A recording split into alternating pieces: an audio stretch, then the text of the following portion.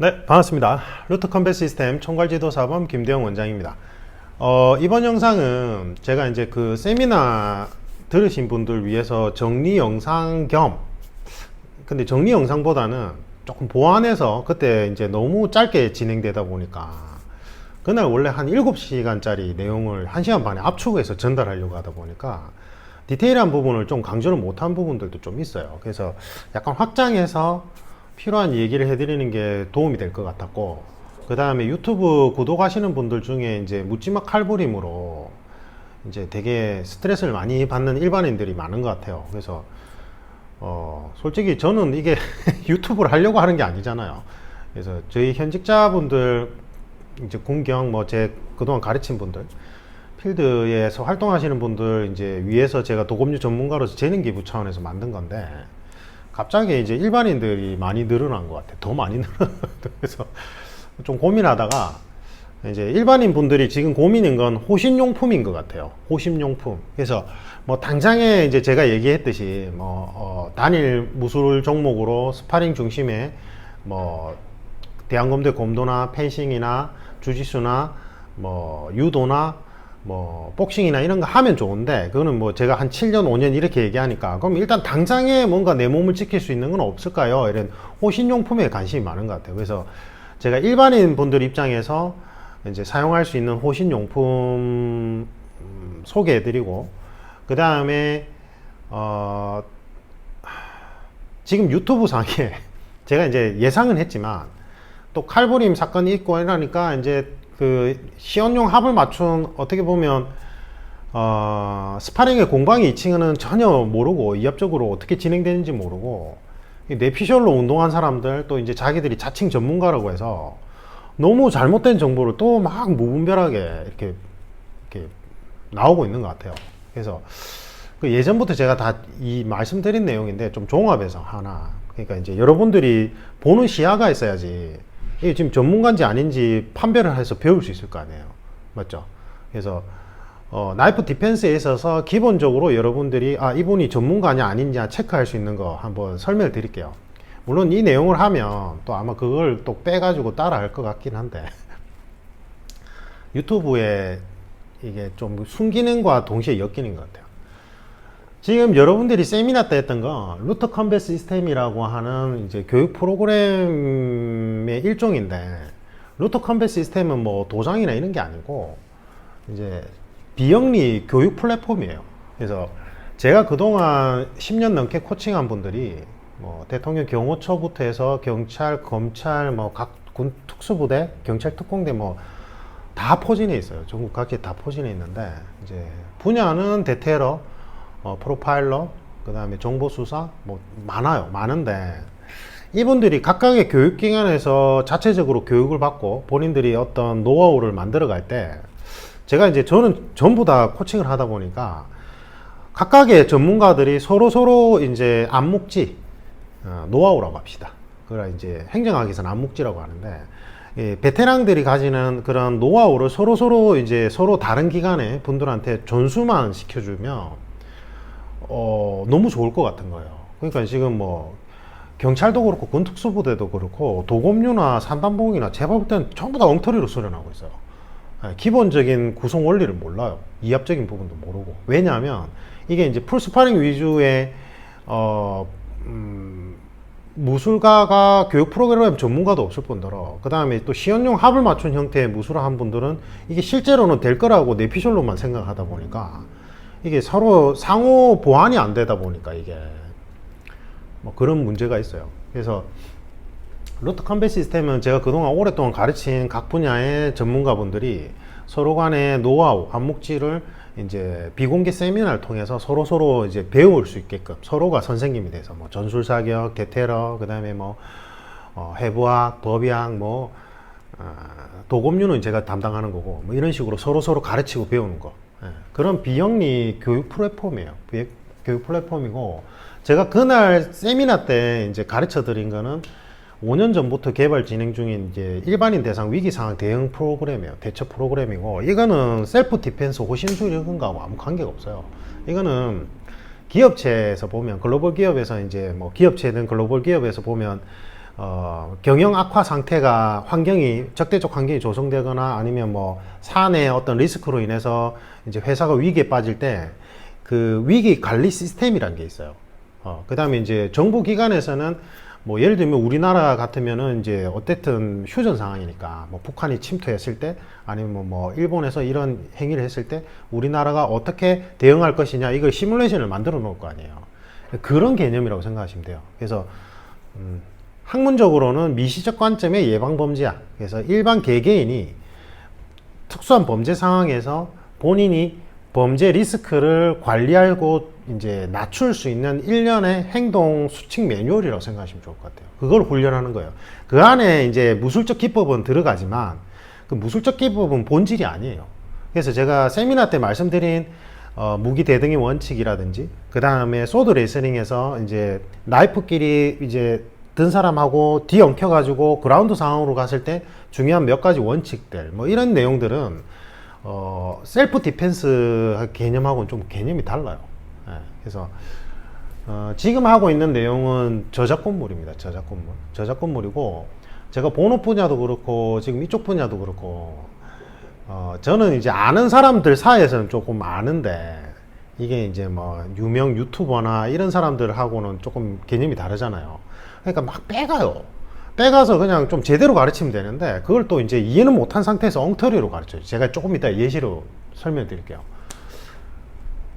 그래서 지금까지는 그냥 넘어갔어요. 제가 설명드린 내용들을 뭐 웹소설이나 그 다음에 뭐 액션 영화 만들 때 제가 설명드린 내용을 그대로 따가지고 막 이제 차용을 많이 했던데 저는 기본적으로 본업 분야가 교육 프로그램 개발자이기 때문에 제가 설명드리는 내용에는 시그니처를 넣어요. 예, 그러니까 저 내용이 저만의 내용이라는 걸 알 수 있다고요. 예, 그래서 지금은 그냥 좋은 게 좋은 거라고 어차피 이거 재능 기부 차원에서 만든 유튜브 채널이라서 그냥 넘어갔는데 이거는 안 돼요. 이거는 빼가시고도 안 되고 이거를 무분별하게 일부 도용하거나 전체 도용해서 막 자기가 원래 만든 것처럼 하시면 안 돼요. 왜냐하면 이거는 제가 만든 거긴 하지만 아까 얘기했듯이 루트 컴뱃 시스템에 제가 그동안 코칭해온 분들 이제 가벼운 자문이나 어떤 정식 자문이든 뭐든지 간에 이분들의 지혜를 제가 또 배워서 녹여내서 같이 담긴 거라서 그렇게 하시면 안 돼요. 알겠죠? 그래서 이 지금 5단계 프로그램인데 이건 빼가시면 안 됩니다. 그래서 만약에 저거를 우리 기관이나 아니면 우리 협회나 단체에서 저걸 좀 가르쳐 주고 싶어 이러면 정식으로 의뢰를 하세요. 예, 정식으로 의뢰를 하면 뭐 인스트럭처 양성 과정이나 뭐 지도자 양성 과정 형태로 해서 제가 도움을 드리거나 아니면 그 기관에 맞는 형태의 이제 개별 맞춤 프로그램을 제공해 드릴 수는 있어요. 근데 허락도 없이 무분별하게 빼가시면 안 됩니다. 그래서 지금 이제 이 5단계는 위기상황 대응 훈련 프로그램의 표준형이고 아직 완성이 안 됐어요. 이거 완성이 되는 개념이 아닌 것 같아요. 제가 계속 개발 5년 동안 진행하면서 왜냐하면 이 범죄 사건들을 이제 퍼실리테이터 기법으로 이렇게 유사 분류 작업을 한 다음에 공통 속성을 추출해 나가는데 이게 현대 사회가 계속 환경이 급변하니까 새로운 범죄 유형들이 이제 나오기 시작하고 그 다음에 사람의 생활 양식도 계속 바뀌는 부분이 있다 보니까 이게 완성의 개념이 아닌 거예요. 저도 처음에 가볍게 시작했다가 지금 이제 빼도 박도 못하고 이제 진행을 하는 건데 그래서 요거는 이제 표준형이고 이제 5단계는 사실은 일반인 대상은 아니거든요. 5단계는 적극적 방어 기법 이거는 일반인들은 해서는 안 돼요. 일반인들은 정당 방위 요건이라는 법률적 요건에 의해서 이제 이게 정당 방위가 되냐 아니면 과잉 방어가 되면서 이제 오히려 더 처벌받을 수 있느냐 이런 법률적인 문제가 같이 엮여 있기 때문에 4단계까지만 일반인들 대상이고 5단계는 이제 실제 업무 목적상 필요한 분들 적극적으로라도 대응을 해야 되는 분들 뭐 군 특수부대라든지 아니면 경찰 특공대 경찰들 아니면 기업 법무팀이라든지 아니면 분쟁 지역에 업무차 가야 되는 프리랜서 분들 5단계는 그분들만 해당되고 일반인들은 4단계까지만 돼요. 소극적 방어 기법을 통해서 그 재난 위기 상황을 모면할 수 있는 데까지 훈련이 들어가요. 여기 4단계예요.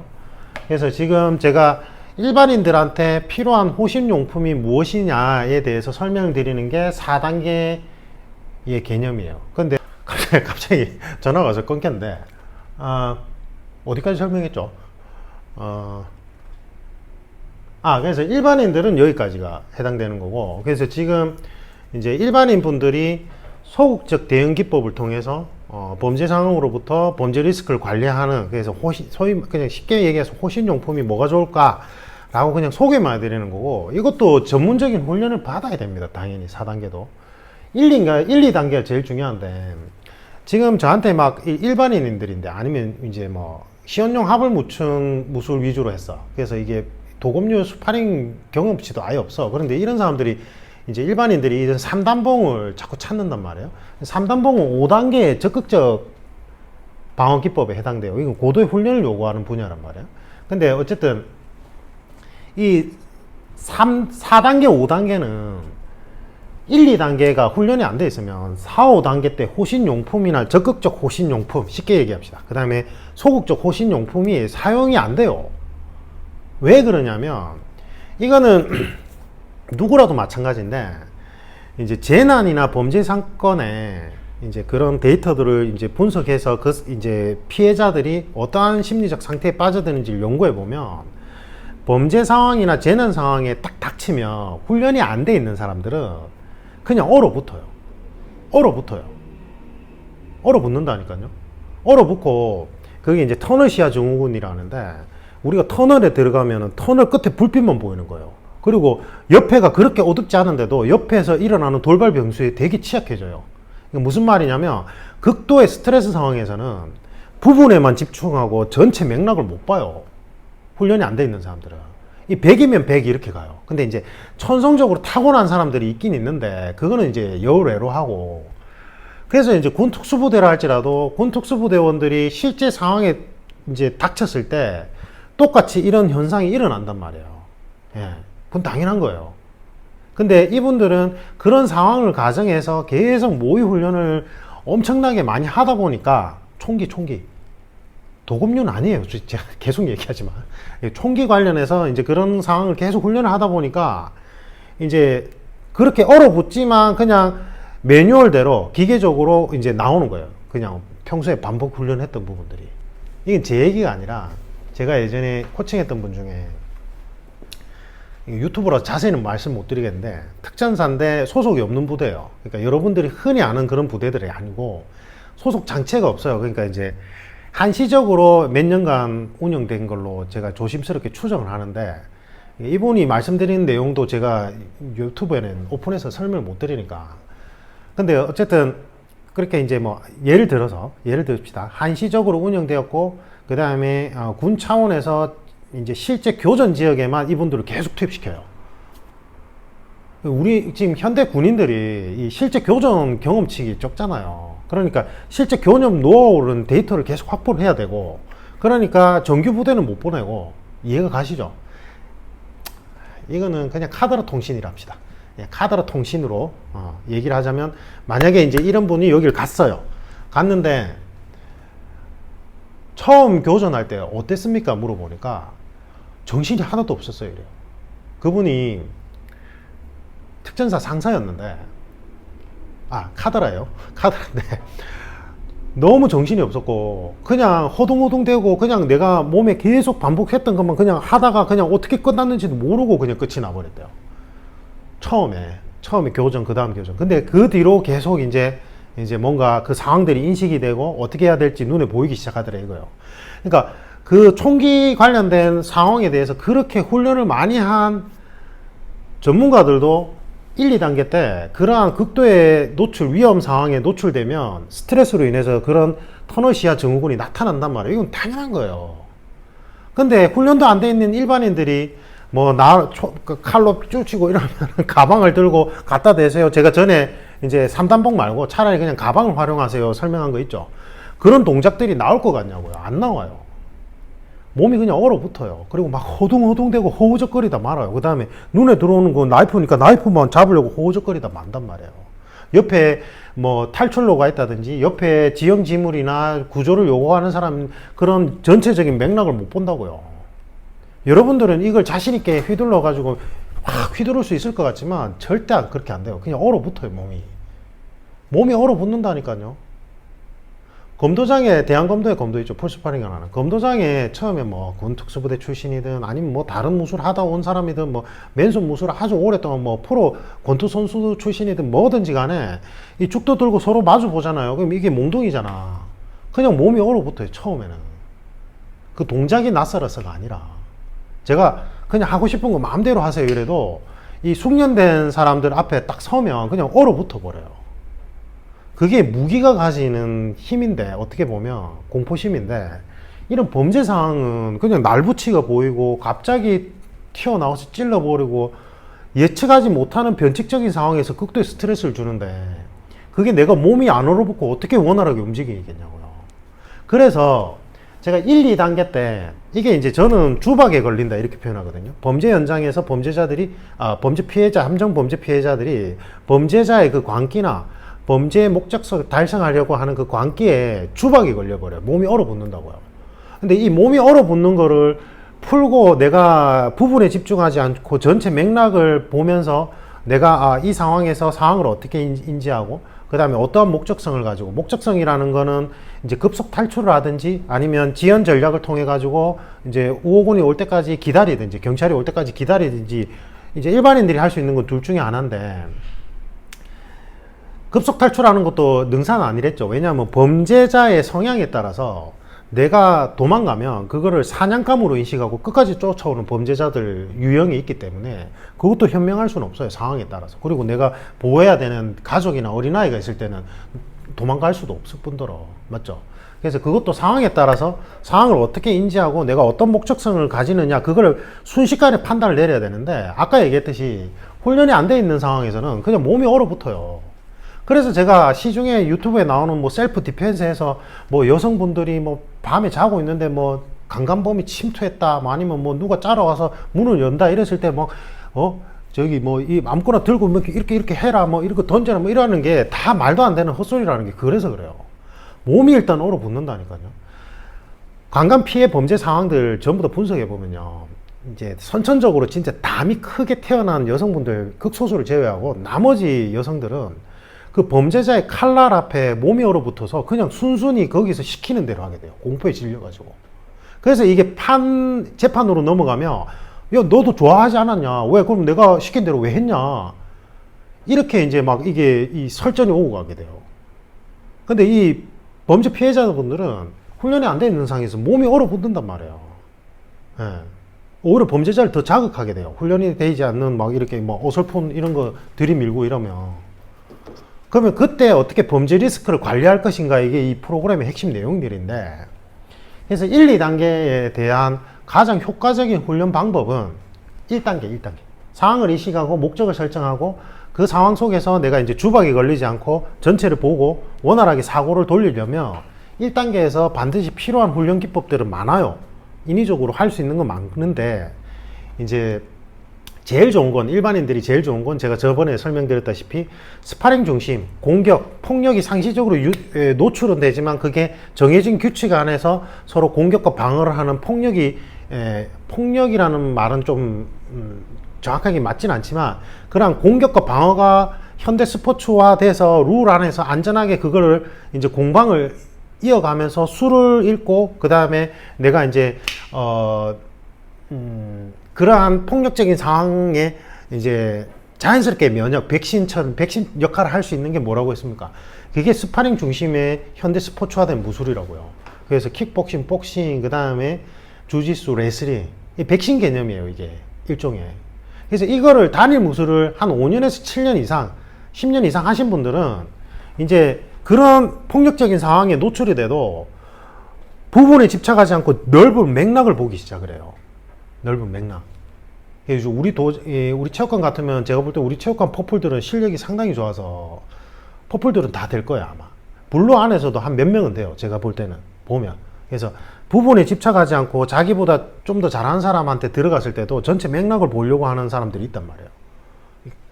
되게 예외적이고 제가 볼 때는 이제 우리 체육관 퍼플들은 최소 한 5년, 7년 이상 하신 5년에서 7년 이상 한 친구들인데 그런 분도 있고 있잖아요. 그래서 다 돼요. 제가 볼 때는. 예. 그러니까 주짓수 열심히 하시면 주짓수 스파링 열심히 하고 관장님 말씀처럼 시합도 한번 나가보고 이제 그렇게 하다 보면 이 1단계 훈련이 자연스럽게 된단 말이에요. 예. 2단계는 제가 이제 뭐 학회나 기관 쪽에서 요청이 오면 그때 이제 많이 강조하는 건데, 이거는 직무상 또는 생활 습관상 이제 내가 움직이는 동선 안에서 어떠한 범죄 피해를 당할 수 있는 리스크가 있는지, 어떠한 부분들을 체크리스트로 만들어 가지고 내가 이제 거기에 대해서 어떻게 상황을 인지하고 이제 미리 대응할 수 있는 환경적인 부분을 세팅하거나 아니면 심리적인 부분을 세팅하거나 아니면 이제 기술적인 부분을 세팅할 건지 구체화해서 들어가는 건데, 요거는 이제 개별 그 대상자에 맞춤으로 제공돼야 되는 부분이에요. 이게 2단계예요. 그 다음에 이제 3단계에서 4단계, 5단계는 3단계는 전략적 자산. 예를 들면 내가 레슬링 출신이야. 레슬링 출신인데 상대방은 나이프를 들고 있어요. 그럼 내가 가진 전략적 자산은 사실은 그라운드 상황에 대한 압도적인 우위잖아요. 그럼 뭐예요? 내가 압도적으로 우위에 있는 상황으로 몰아가야 돼요. 무슨 말이냐면 이 나이프를 든 사람하고 바로 엎치락 뒤치락 하면서 소드 레슬링이라고 하죠. 필리피노 그 레슬링이라고 하고, 이제 파란툭한 칼리에서는. 그래서 그라운드 상황으로 가서 이제 범죄자의 칼을 내가 컨트롤하면서 그라운드 기술로 제압해 들어가는 걸로 해야 되는데, 근데 그거는 상황 훈련이 안 돼 있으면 오히려 치명적인 부상이 입을 수도 있겠죠. 근데 어쨌든 내가 가진 전략적 자산은 있단 말이에요. 그 다음에 내가 가진 전략적 자산은 4단계하고 연결했을 때 내가 수건을 가지고 있다. 아니면 커다란 백팩을 가지고 있다. 아니면 뭐 후레쉬를 가지고 있다. 이것도 나의 전략적 자산이 돼요. 이게 무슨 말이냐면, 내가 이게 범죄 상황이든 아니면 재난 상황이든지 간에 전략적 자산을 가지고 내가 아까 설정한 목적을 달성하는데 어떻게 활용할 것인가 훈련하는 게 이게 3단계예요. 이해가시죠? 자, 여기까지 제가 기초 개념들을 일단 간략하게 설명을 드렸어요. 왜 이거를 좀 길게 설명을 드렸냐면, 호신용품이라는 게 내가 호신용품을 가지고 있다고 해서 바로 범죄에 노출됐을 때, 강력범죄에 노출됐을 때 바로 사용이 안 된다. 왜? 아까 얘기했죠. 1단계에서 주박에 걸려버려요. 예. 그래서 그거를 풀고 내가 자연스럽게 상황 전체를 인식하고 어떤 목적성을 가질 것인가, 이게 이제 훈련이 됐다는 그 전제하에 이제 호신용품을 추천드리는 거예요. 알겠죠? 이게 핵심이기 때문에. 그래서 기초 개념을 먼저 설명드린 거예요. 제가 이제 이 프로그램이 유출될 수도 있는데 빼가시면 안 돼요. 알겠죠? 이번에는 가만 안 했을 거예요, 진짜. 알겠죠? 그래서 기초 개념을 먼저 설명드린 거고, 그러면 내가 가진 전략적 자산, 어떤 도구를 가지고 적극적으로 범죄자에 대응을 하려면 4단계하고 5단계 상황인데, 이게 이제 소극적 방어 기법이 있고 적극적 방어 기법이 있어요. 예를 들면 이런 거예요. 이게 이제 우리가 법치국가에 살고 있다 보니까 가지는 장점이자 단점일 수도 있는데, 우리나라는 정당방위 요건이 너무 엄격하다, 법률적으로 엄격하게 해석한다, 그래서 이게 악법이다 이렇게 주장하는 분들도 있어요. 근데 그거는 법률 시스템에 대한 기본적인 이해가 없어서 그래요. 이걸 완화시키면 어떻게 악용될 여지가 있냐면, 예를 들면 이런 거예요. 내가 이제 부잣집 아들이고 저놈은 가난한 집 아들이야. 그래서 내가 평소에 저놈을 괴롭혔는데 이제 이 친구가 괴롭힘을 당하고 있었는데 이제 내가 이제 계속 가서, 야, 내가 빠밤 때려봐 라거나 아니면은 뭐 이제 막 입에 담지 못할 얘기를 해서 이 친구를 계속 참고 있던 애를 욱하게 만들었어. 그래서 이게 욱해가지고 내가 한 대 때렸어. 나를 때렸는데 내가 먼저 맞았네. 나 이거 정당방위 요건 돼? 이러면서는 뭐 예를 들면 강목이나 이런 걸로 막 죽을똥 살똥 때렸다 칩시다. 느슨하게 적용시켜버리면 극단적으로 이렇게 악용될 여지가 있다고요. 법률 시스템이란 건 항상 악용될 여지를 항상 생각해 봐야 돼요. 그리고 이제 판사들이 볼 때는, 우리가 볼 때는 전후 사정을 알고 보면은 이게 전후 맥락이 이해되지만, 전후 사정을 모르고 이게 지금 보면 이 여자가 꽃뱀인지 아니면 진짜 강간 피해자인지 알 수가 없어요. 실제로 강간 피해자인 줄 알고 법원에서 판결을 내리려고 했는데 알고 보니까 고도로 이제 작전 세력에 의해서 세팅된 꽃뱀이었던 거야. 이 남자를 이제 사회적으로 끌어내리기 위해서. 강간 피해자가 아니라. 그래서 물론 이제 그 꽃뱀의 유혹에 넘어간 사람도 잘못된 거긴 하지만, 근데 어쨌든 우리가 알고 있는, 우리가 전지적인 입장에서 이 사람이 진짜 범죄자고 이 사람이 피해자라고 생각하는 일들이 사실은 전후가 뒤바뀐 경우도 많아요. 실제 사건에서는. 그래서 법률에서는 항상 이 정당방위 요건을 적용할 때 엄격하게 적용하는 부분이 있다 보니까 이제 말도 안 되는 판결이 나올 때도 있긴 있어요. 저번에 이제 대구인가 어디에서 이제 편의점 중가 모르겠는데 앞에서 이제 술 먹고 난동을 부리니까 절로 가야 된다. 이래갖고 절로 가세요. 이랬어. 그랬더니 이제 술 취한 사람이 칼로 푹 찌른 거예요. 푹 찌르니까 이 사람이 이제 그 편의점 직원인지 점주인지 모르겠는데 운동을 좀 한 사람이야. 그래서 팍 뿌리치고는 넘어뜨린 다음에 이제 칼 든 사람이 넘어졌잖아. 넘어졌는데 가서 이제 발로 머리 팍 찬 거예요. 근데 이걸 정당방위로 인정을 안 했어요. 정당방위로. 예. 이게 지금 이러한 대처 방법이 사실은 5단계에 해당돼요. 적극적 방어 기법에 해당되거든요.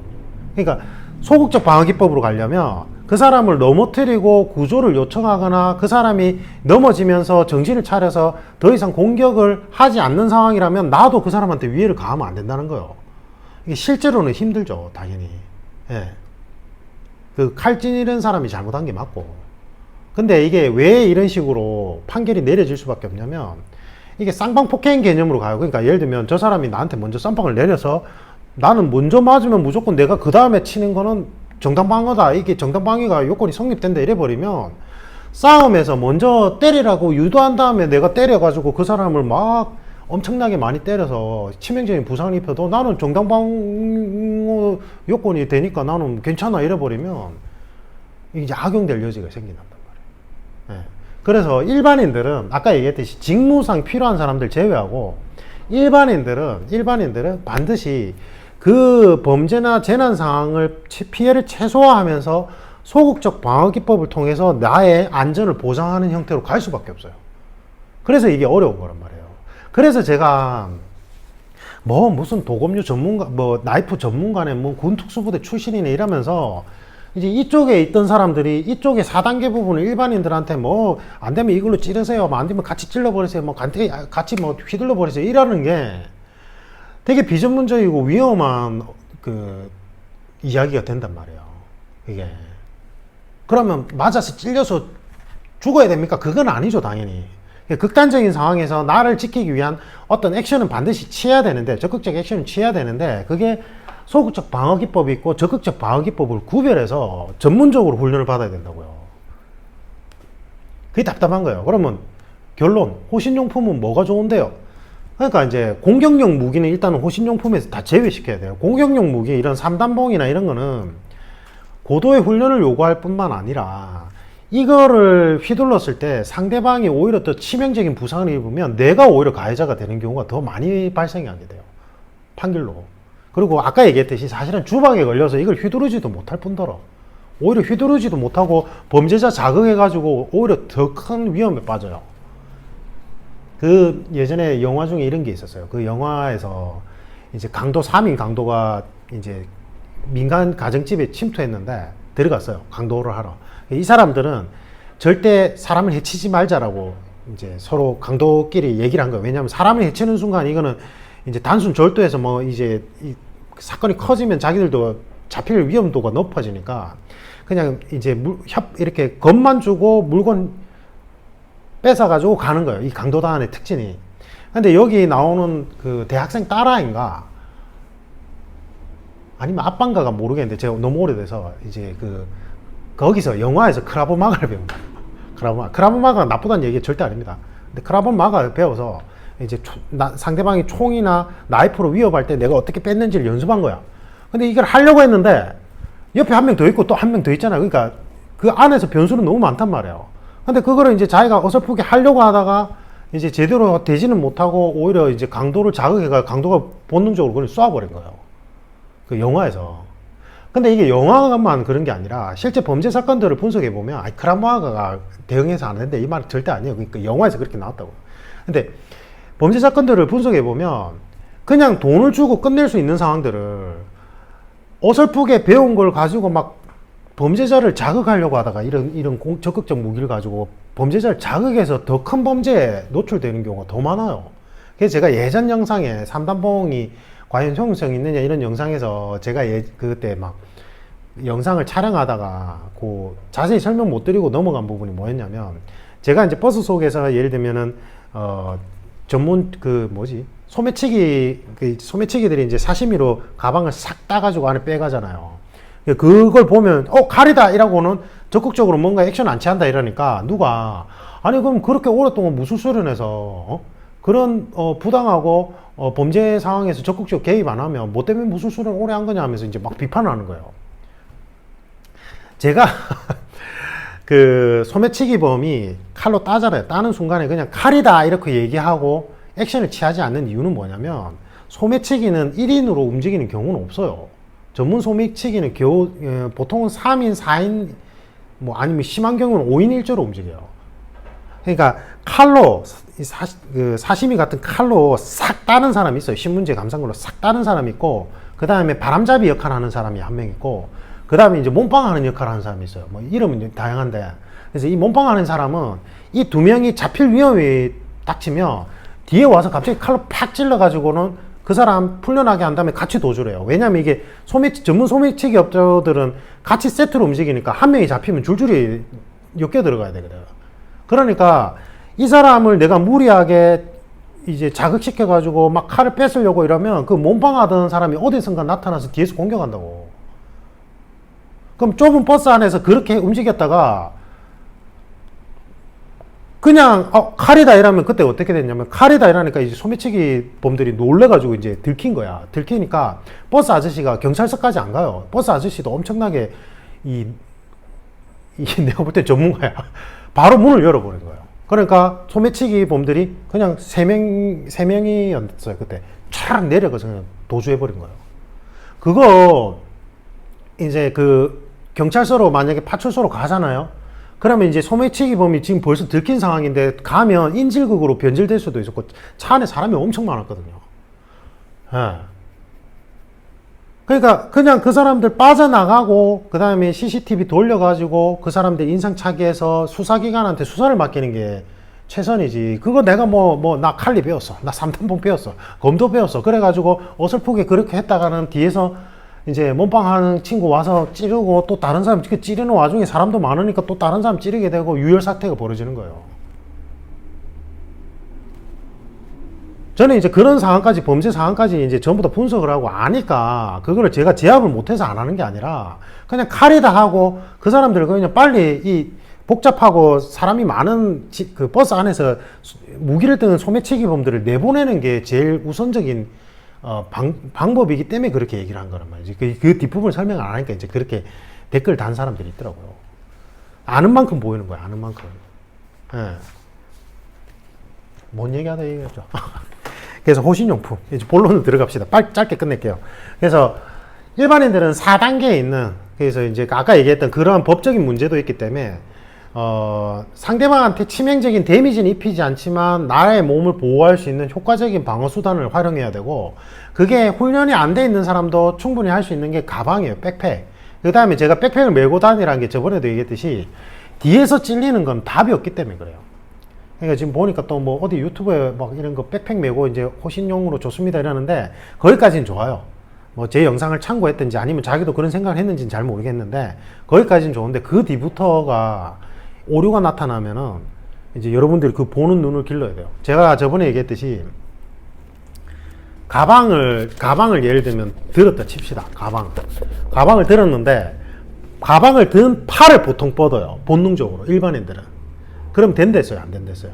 안 돼요. 왜냐하면 이 나이프를 든 사람은 나한테 이만큼이나 거리적 이점이 있는 동시에 이 나이프를 효율적으로 쓰려면 그냥 이 상태에서 푹푹 찔러봐야 데미지가 안 입기 때문에 이렇게 활주로 개념이 필요하다고요. 도검류에서는. 그래서 길게 뺀 다음에 찌르고 뺀 다음에 찌르고 그 다음에 든 다음에 찌르는 최소한의 비행기가 뜨려면 최소한의 활주로 길이가 있어야 되잖아요. 이 도검류도 마찬가지예요. 그래서 내가 이 사람의 이 무기를 든 손을 통제권을 뺏어오고 나의 생존 확률을 높이려면 우리가 이제 축구에서 1대1 상황이 되면 공격수가 막 오면 골키퍼가 앞으로 막 마주 달려 나가잖아요. 왜 그런 거예요? 볼을 찰 수 있는 각도를 줄이기 위해서 그래요. 이것도 똑같아요.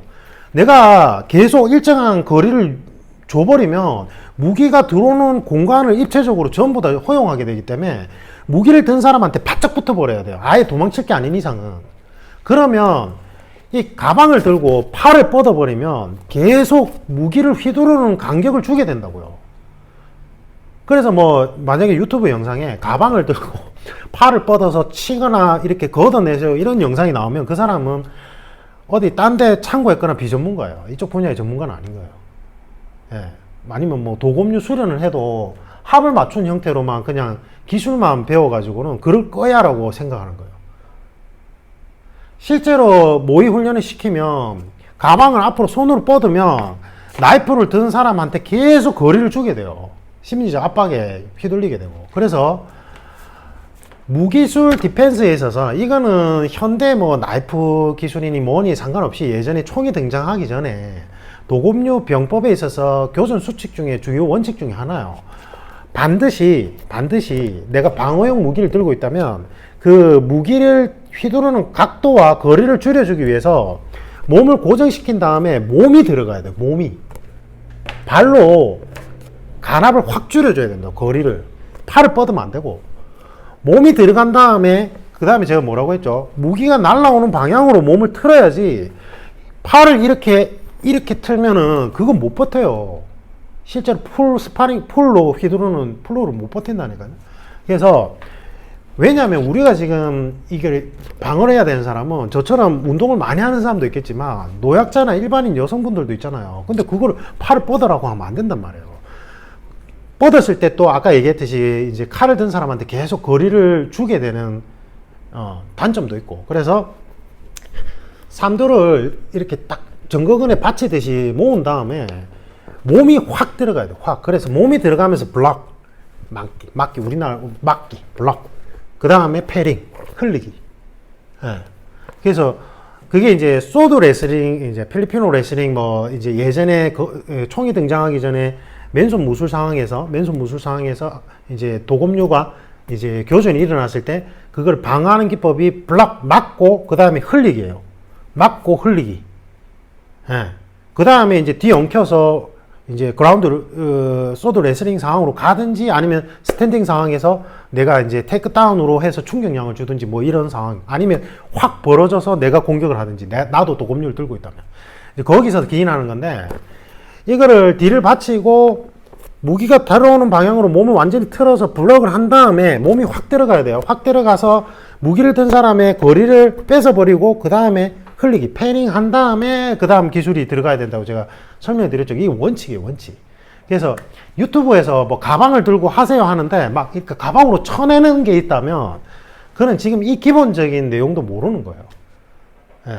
시연용 합을 맞출 때는 되지. 왜냐면 이 시연하는 사람들도 그렇게 적당하게 이제 화려하게 보여야 되니까 되는 거죠.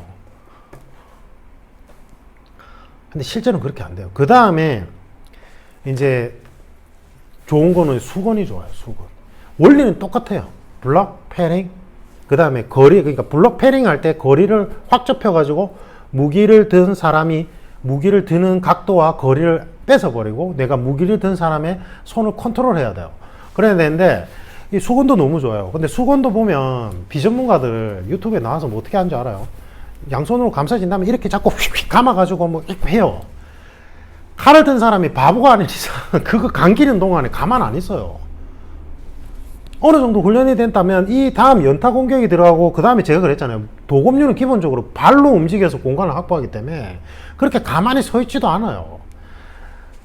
그래서 수건으로 만약에 활용하고 싶다면 이제 원간 상황에서는 이제 이게 팔뚝에 감아서 조금이라도 데미지를 줄여주는 방패 역할을 하는 거고, 이걸 이제 방패로 역할을 하는 거예요.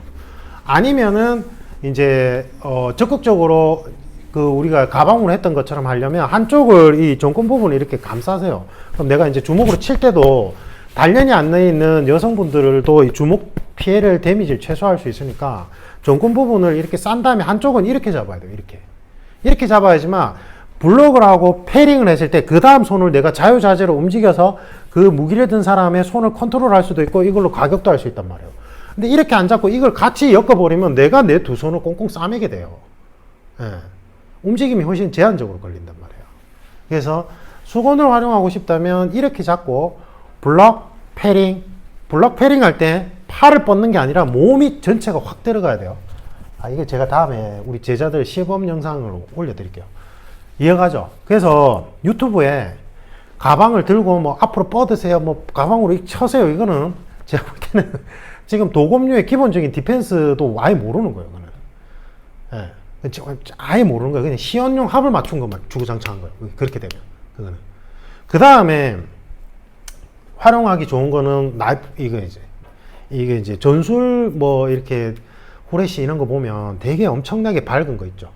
밝은 거 하면 이렇게 잡고 이제 기본 자세 전에 세미나 때 설명드렸죠. 자세 잡고 이게 이렇게 켰을 때 눈 쪽으로 하면 일시적으로 이제 눈을 이제 괴롭힐 수는 있어요. 근데 어쨌든 이것도 결국은 파칼 형태, 이제 쿠포탄이나 파칼 형태로 이제 내가 적극적으로 공격하는 형태가 돼서 5단계 쪽으로 들어가요. 이것도 사실은. 아니면은 아까 얘기했듯이 목적성에서 교착 상태, 내가 보호해야 될 대상이 있어서 교착 상태로 계속 범죄자하고 대치 상태를 끌어가야 된다면 가방과 이 후레쉬를 활용해서 계속 괴롭히면서 지연 전략을 펼쳐도 돼요. 근데 이것도 제가 볼 때는 엄밀하게 얘기하면 5단계 쪽에 해당돼요. 뭐 5단계는 뭡니까? 5단계는 이제 뭐 업무상 필요한 분들 있죠. 군 특수부대나 경찰직 분들, 뭐 3단봉이나 후레쉬 활용한 거나 뭐 이렇게 활용할 수 있겠죠. 근데 지금 제가 유튜브에서 말씀드릴 수 있는 거는 수건하고 가방, 그 다음에 책, 원리는 똑같아요. 원리는 기본적으로 내가 이제 도망칠 수 없는 상황이고 지금 이제 교착 상태를 만들어야 되고 거리상 이미 뺏긴 상황에서 내가 수사에 몰린다면 나도 무기 대등의 원칙이 적용돼야 되니까 맨몸으로는 절대 안 되고, 그러면 가방이나 책 등을 활용해서 그러니까 내려오는 무기를 막을 때 팔만 뻗으면 안 되고 몸 전체가 뛰어들듯이 들어가서 블락을 하고 그 다음에 흘려야 된다는 거. 그렇죠. 그 뒤에는 이제 기법들은 뭐 많겠죠. 많은데 그 다음에 그러면 원장님 이게 아무것도 없으면 어떻게 돼요? 그냥 내가 이제 티셔츠에 바지만 입고 있어. 그러면 시간적 여유가 있으면 위에 옷이라도 벗어서 여기다 감싸야 돼요. 근데 시간적 여유가 없어. 그러면 이거를 이제 방패로 쓸 수밖에 없어요. 어쩔 수가 없어요. 데미지를 내가 이제 도망갈 수도 없는 상황이라면 어쨌든 데미지를 최소화하면서 생존을 확률을 높여야 되는데 이거를 방패막이로 해서 내가 주요 장기를 보호할 수밖에 없어요. 그래서 이것도 지금 유튜브에 보니까 잘못된 정보들이 너무 많이 돌아다니는데 제가 이제 범죄자들이 칼을 쥐고 있는 형태에 따라서 범죄자들이 이제 진짜 초보자인지 아니면 어떤 범죄 유형을 가진 사람인지 어떠한 심리 상태를 가지고 있는지 영상 올려드린 게 있죠. 대표 영상이 있을 거예요. 그건 꼭 보시고, 파칼로 진 사람들은 이제 전문적으로 훈련이 받지 않은 사람이라도 범죄자들이 칼을 몇 번 찔러 본 사람이랬죠. 그래서 이렇게 쥐고 찌르면 코드기가 없으면 계속 손을 다치니까 본능적으로 이렇게 찔러요. 이게 또 강하게 살상력도 높일 수 있고. 근데 이렇게 휘두를 때 그 어떤 일반인도 이렇게 들어서 이렇게 휘두르지 않아요. 근데 그거를 이렇게 이렇게 시그립으로 이렇게 막으세요 이렇게 얘기하는 사람이 있다면 이 사람도 뇌피셜로만 이 디펜스를 했거나 아니면 시연용 합을 맞춘 데서 엉터리로 배웠거나 이런 내용이에요. 왜 그러냐면 범죄자들도 훈련이 안 돼 있는 범죄자들도 이 파칼을 쥐었다는 것 자체는 되게 이제 공격 성향이 강하고 칼을 찔러본 사람들인데 여성이라 할지라도 이렇게 움직여요. 효율적으로 이렇게 움직여서 내가 이렇게 시그립으로 막을 각도도 잘 안 나오는 데다가 실제로 이 사람들도 그냥 막 흥분 상태에서 막 휘두르거나 아니면 보고 휘두르고 하기 때문에 내가 그 타이밍을 잡아서 시그립으로 탁 정확하게 낚아채기는 불가능에 가까워요. 낚아채려고 하다 보면 엄지손가락 부러져요. 장담하는데. 이게 가능하면 조합격투기 상황에서 내가 이제 밑에 깔렸는데 위에서 파운딩 있죠. 해머 스트라이크로 파운딩이 들어왔을 때 내가 그 손을 날아오는 손을 확 잡을 수 있다. 이렇게 가야 돼요. 근데 그게 잘 될 것 같냐고요. 잘 안 돼요. 내 이제 엄지손가락 부상당할 위험도도 커지고 그 날아오는 거 내가 정확하게 낚아채려고 할 수도 없을 뿐더러 왜냐면 이게 벌써 찍히기 시작하면 나도 출혈이 유도되고 있는 상황인데 그거를 내가 정확하게 날아오는 이 속도를 내가 낚아채야지 이래버리면 낚아채기가 극도로 힘들어져요. 이게 뭐 만약에 진짜 완전 힘이 없는 여성이야. 그래서 막 이러면 낚아챌 수는 있겠지. 근데 막 지금 폭력적인 광기에 휩싸여 있고 뭐 남성이나 아니면 여성이라도 칼을 많이 찔러본 여성들이라면 이게 속도가 막 이렇게 들어온단 말이에요. 근데 그거를 가만히 보고 있다가 팍 낚아채 보려고 해보세요. 이렇게 하면서 엄지손가락 부러지고 찍히고 그럼 나는 극도의 이제 공포감이 질리기 시작하면서 호적거리다가 계속 놓쳐요. 그래서 이렇게 위에서 찌르면 시글 입으로 이렇게 탁 낚아채서요. 이거는 잘못 배운 거예요. 그거는 제가 그랬잖아요. 칼리라는 무술 안에, 저도 칼리 지도자로 활동하지만 칼리라는 무술이 너무 좋지만 안에 이게 말도 안 되게 이제 실제 스파링에서 구현해 보면 말도 안 되는 기술들도 섞여 있다고 했죠. 이게 제일 대표적인 게 이런 거예요. 이게 시그립으로 파칼로 내려온 걸 막으세요. 이런 데가 만약에 있다면 그건 엉터리예요, 엉터리. 조금만 생각해 보세요. 여러분들이 논리적으로 내가 이제 종합격투기나 이 상황에서 상대방이 지금 이 해머 스트라이크로 막 미친 듯이 휘두르는데 내가 그걸 가만히 보고 있다가 손을 낚아챈다고요? 낚아채요. 그러면 복싱이나 킥복싱에서 주먹이 들어오면 내가 이렇게 탁 낚아챌 수 있다라고 주장하는 거 똑같아요. 불가능해요, 불가능. 그러면 이렇게 파칼로 들어오면 어떻게 해야 돼요? 아까 제가 무기 대등의 원칙 얘기했죠. 그래서 수건이 있으면 수건으로라도 일단은 감아야 되는 거고, 수건이 없고 뭐 작은 가방이 있다면 작은 가방을 팔뚝에 감아야 되는 거고, 작은 가방마저 없다면 그냥 이 팔을 내가 방패막이로 쓰겠다는 생각으로 중요 장기 부분 보호한 다음에 그냥 확 뛰어 들어가야 돼요. 이쪽으로 내려오는 쪽을 이걸로 이렇게 막으려고도 하면 안 돼요. 이것도 잘 안 막혀요. 극도로 흥분된 사람들 막 불규칙 적으로 루트가 들어오기 때문에. 그래서 이거를 방패막이로 생각하고 그냥 확 뛰어 들어가면 이게 이 데미지 각도가 확 줄어들면서 이 안쪽에 걸리게 돼요. 이렇게. 그러면 찔려도 데미지가 최소로 된단 말이에요. 그래서 이걸 방패로 하고 이거 이렇게 못 막아요. 이렇게 못 잡아챈단 말이에요. 애시간히 실력 차이가 많이 나거나 아니면 진짜 움직이는 속도계가 완전히 다르지 않으면 같은 인간 내에서는 안 돼요. 불가능에 가까워요. 그러니까 이거를 이제 주요 장기를 보호하면서 이쪽을 방패막이로 해서 그냥 확 뛰어 들어가요. 확 뛰어 들어가고 나서 그러면 이게 블록이 된 거죠. 맞죠? 블록이 되고 나면 제가 뭐라고 했어요? 패링. 칼을 든 손을 흘리면서 그 다음에 활주로를 없애야 된댔죠. 칼을 든 사람 몸에 그 칼에 손을 붙여버리면서 그 다음에 그 칼을 뺏는 형태나 뭐 이제 그라운드 상황으로 쫓아가서 관절을 꺾어서 그 칼을 빼내는 형태로 들어가야 돼요.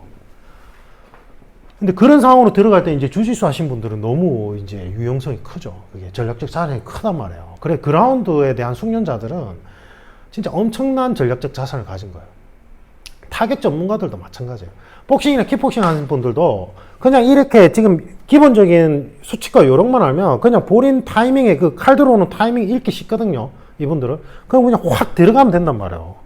확 들어가서 1차적으로 블락을 하고 그 다음에 뭐 한발 빼기 같은 형태로 흘리기를 한 다음에 그 다음에 이제 뭐 기술이 들어가면 된단 말이에요. 이해가시죠? 그래서 제일 좋은 호신용품 많아요. 가방. 백팩이면 제일 좋죠. 뒤에서 찔리는 상황이면 노답이라 했잖아요, 제가. 그래서 우리가 지금 현직자들 인지훈련 시킬 때도 옆이나 앞에서 이제 불시에 찔렀을 때 대응하는 훈련을 계속하지 뒤는 잘 안 해요. 뒤는 이건 진짜 노답이에요. 그래서 뒤에서 계속 누군가 따라올 때 하는 행동 수칙들 제가 설명드렸죠.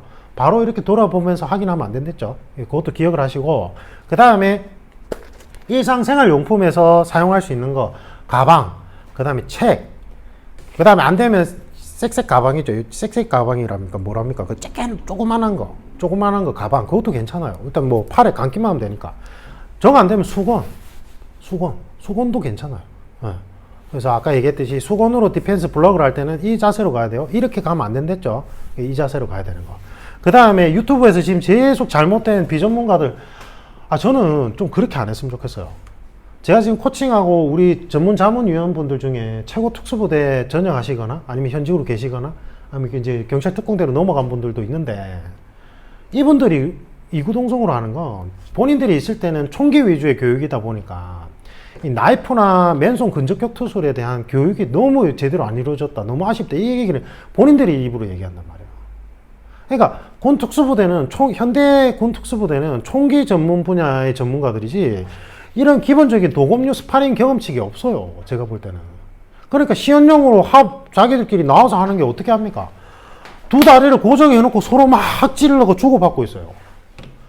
그건 아니라니까. 그거는 훈련 기법이 있어. 도검류 훈련 기법에 처음에 초보자들 대상으로 이게 짧은 나이프를 들고 골반의 움직임을 통해 가지고 활주로를 인위적으로 만들어내면서 다리로 공간을 못 만들 때 내가 인위적으로 이 활주로를 만들어내기 위해서 일중심부하고 이중심부를 움직임을 느끼기 위해서 처음에 초보자 대상으로 다리를 고정해서 공격 훈련하는 기법은 있어요.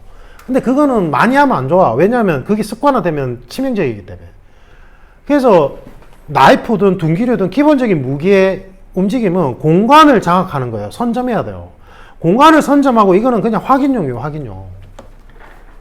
그래서 제가 뭐라고 했어요. 예전에 이제 검도의 대한검도 8단 선생님 중에 한 분은 극단적으로 검도는 발로 하는 거다. 그게 이제 말하고자 하는 이면의 내용은 뭐냐면 내가 계속 공간을 장악해 들어가야 된다. 공간 싸움이다, 결국은. 그러니까 나이프 시연을 보일 때는 공격자 제가 그 다른 영상 올린 거 있어요. 전문 칼제비가 어떻게 들어오는지. 거기서 보면 상하, 좌우, 그 다음에 공간을 입체적으로 빠지고 들어오면서 어떻게 활용해서 계속 감각을 교란시켜서 이 나이프 공격이 들어오는지 설명한 영상이 있으니까 그것도 제가 고정 댓글에 올려드릴게요. 그것도 보세요. 그러니까 유튜브에서 다리 고정해놓고 이렇게 하면서 이게 진짜 나이프 훈련이다 이러면 안 돼요. 그거는 그런 훈련 기법은 있지만 그거는 초보자들한테 이 골반 움직임 깨닫게 해주려고 잠깐 넣는 거예요. 그거는 무조건 다리를 써서 공간을 확보해야 돼요. 그 다음에 제가 얘기했죠. 복부 찌름은 이렇게 수평으로 가는 거 없댔죠. 전부 다 위에서 밑으로 올라와요. 관절 구조상. 그래서 손목이 꺾여가지고 요렇게 막 시연을 보이는데 복부를 찌르는데 손목이 꺾여가지고 요렇게 수평으로 찌르는 사람이 있다. 그러면 그건 완전 비전문가예요. 아예 도검류 훈련도 제대로 안 한 거야. 어디서 뭐 배워도 제대로 자기가 안 배웠구나. 예. 제가 뭐라고 했어요? 원으로 수렴하듯이 우리 인체 구조상 원으로 수렴하듯이 밑에서 위로 찔리면서 올라와요. 옆이라면 옆에서 내가 이렇게 들어오는 게 아니라 옆에서 바깥에서 안쪽으로 들어와요. 시야의 사각지대에서 관절 구조상 안쪽으로 들어오고 밑에서 위로 원으로 수렴하듯이 들어온다고요. 파카는 뭐예요? 위에서 안으로 깔때기처럼 원으로 수렴하듯이 공격이 들어와요. 우리 인체 구조상 여기서 이렇게 일직선으로 이런 거 없다고요. 속도도 극도로 느려지고 손목도 제껴지고. 물론 이런 거 있어요. 잽은 있어요. 잽 형태로 가는 건 있는데 이거는 수직으로 가는 게 아니라고요. 수평으로 이렇게 직선으로. 이것도 밖에서 안쪽으로 들어가서 잽이 들어가는 거예요. 이것도 이렇게. 그래서 만약에 그렇게 시연을 보이면서 뭐 나이프 디펜스 어쩌고 저쩌고 얘기하면 그거는 비전문가예요. 제대로 훈련이 안 돼 있는 사람이에요. 그러니까 이걸로. 그래서 제가 이제 대표적인 거 3가지 설명드렸죠. 뭐 가방을 넣어서 디펜스를 하는데 팔로 뻗어가지고 막 시연을 보이는 사람이 있다면 그것도 아니에요.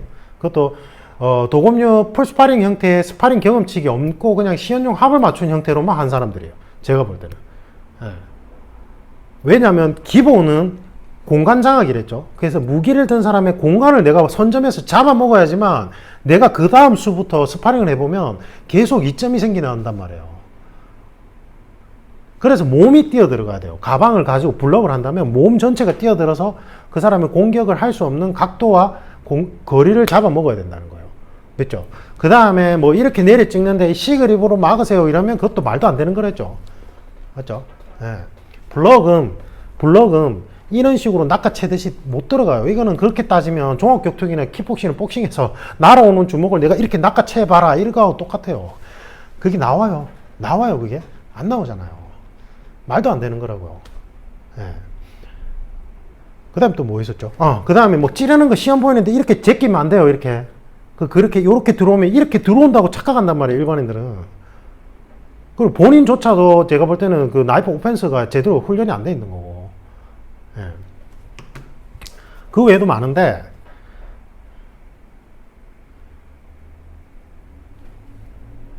그거는 다음에 제가 이제 시리즈로 뭐 시연 영상 보여주면서 이게 될까요, 안 될까요? 그거 제가 같이 설명해 드릴게요. 제가, 지금 이 5단계에 해당되는 부분들은 이제 둔기류 아니면 뭐 군 경찰이라면, 군인들이라면 이런 나이프를 들고 적극적으로 이제 대응해야 되잖아요.